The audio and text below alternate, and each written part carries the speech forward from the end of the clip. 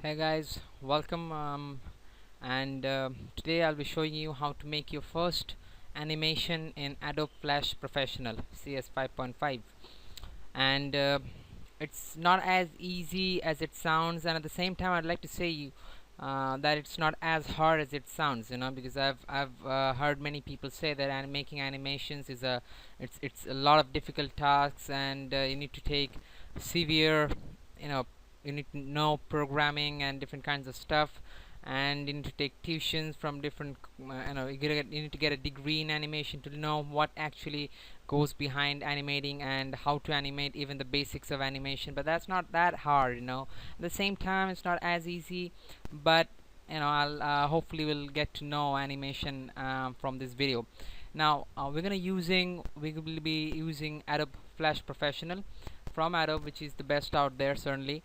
And since this is a basic tutorial video and we're gonna learn the basics of animation, so we're gonna choose ActionScript 2.0.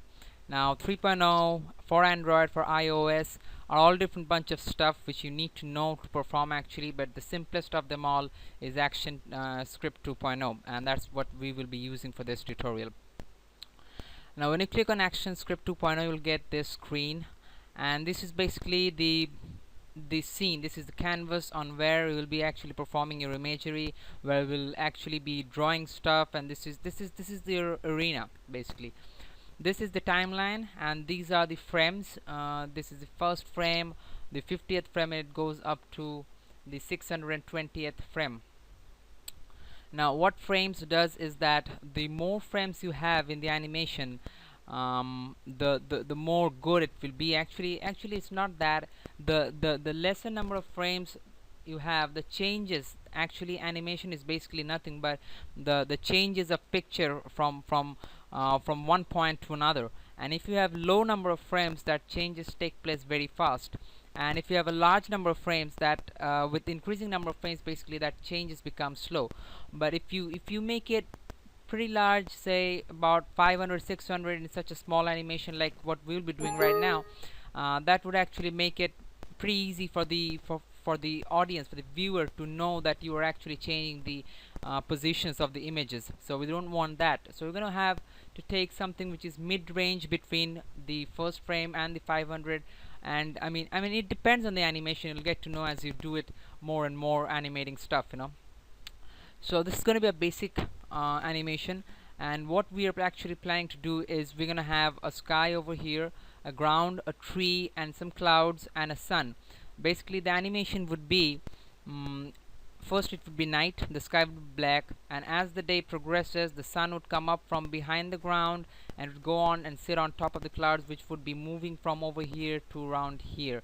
And the sky would also be changing the color from black to sky blue as the day progresses. So that is the basic animation which we'll be doing. And now another important thing about Adobe is that in this timeline we will get this layer. Now the layers are very important because, do you want to change the color scheme to improve performance? No. Alright. And now getting back to animation, the layers are very important because it's the layer which decides which layer you show at what point of time. It can be done that at a certain point of time the sun is hidden behind the ground. That is what we will be doing. The sun would be hidden behind the ground, and after some time, at some point of the day, as the day progresses through the animation, the sun would come up from behind the ground and it would sit on top of the clouds. So the layers are very important. The layer which are on top will be shown, and the layer which are below the first layer will not be seen unless you do eye off. That is, we'll also be using that feature. We'll get to know that. Now in the first layer we're gonna have the sky. So the sky is the first layer, and I prefer naming these layers because there are guys who do it layer 1, layer 2, but when you have say 5 6 10 15 layers, it really makes it very difficult to know which layer is what. So you probably name this to benefit you. So we got the sky layer. Now how many times do you have to tell you that we do not, in fact I do not want to change the color scheme. Alright, now we're gonna these are the different tools which you have. So we'll basically be using just the rectangle tool, the selection tool, the stroke color, and the fill color tool. So all these tools we'll get to know in the later tutorials. So in the first tutorial we'll be drawing the sky. So the sky at night time would be black, so I won't prefer giving it a black. I would give it a shade of gray. So yeah, and then we have the rectangle tool to draw up a rectangle over here. Alright, now this is basically our sky. This is our sky at night time, okay? And this is the sky, and so we need another layer now. This layer would be known as the ground, because it will be the ground, and the ground layer would also be a rectangle, and it would have a color of green since it's the ground, and the ground would be below this. There you have the ground. Now the reason I'm using stroke color off is because the stroke color is actually given for using the borders, is the border. So if you would have given any other stroke color beside the off, beside stroke color off, that color would be represented in the border over here, so we don't need that. So that's the reason we have given it stroke color off. Now this is the ground, and the third layer would be containing the tree, and the tree would be drawn with the rectangle tool as well, and we're going to be using the oval tool as well. So we have the tree over here. This is our tree. I think it's better with this color, and we just need to fill that color.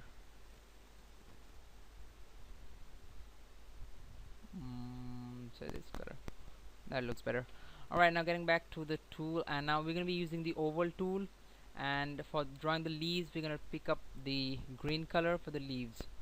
And before we go to the green color, we just want to set that, undo that. Now what we'll be doing is with the selection, this is the selection tool, and what we do with that, the selection tool has 4 crosses below the tool, below the cursor, 4 arrows, and that change whenever you go to a border, that changes into a curve, and that is a place, if you press your mouse and pull it backward, you're gonna get the shape of a tree. You can actually be getting the shape of a tree. Now this looks a very weak tree, so we're gonna make that into a very fat and strong tree. We press Q on the keyboard and we get these options, so we can just pull it and make it a very nice healthy tree. Okay, now getting back to the leaves, now we're gonna be doing the leaves, and we're going to be selecting the oval tool and the leaves now. Alright, so that's how we make a tree.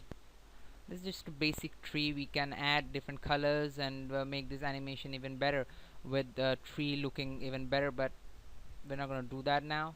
Just a basic tree. And so there you go, a tree. And now the fourth layer would be the clouds. The fourth layer would be the clouds. I'm sorry, I forgot I wasn't recording, so that's the reason I just checked it out. But okay, now getting back to it, it's clouds. Now the clouds would be it's also going to be ovaled, but it's going to be, you know, white color, because that's what clouds are. And we're gonna get a cloud over here like this. Okay, it doesn't matter if it goes out of the canvas because it's just all inside, and that's the clouds. And now we have another layer which will be the sun. Okay, now this is the sun. The oval tool is selected, we give a color to the sun, that's the sun, and there we have the sun. Now the sun at first needs to be hidden below the ground, so we just click the layer, click and hold the sun layer and put it below the ground. And what that does is that puts the sun below the ground layer. So that is how you manipulate these layers. Now for the animation, now we're gonna go to the animation. This is the basic setup. We have done it right, and now it comes to the animation. Now there are two things which you need to remember when you're performing the animations. There are two types of elements in an animation: the static element and the dynamic element. Whenever we are working on the static element is basically which doesn't change throughout the animation, and the dynamic element is one which changes its places or positions or color in the as the animation progresses.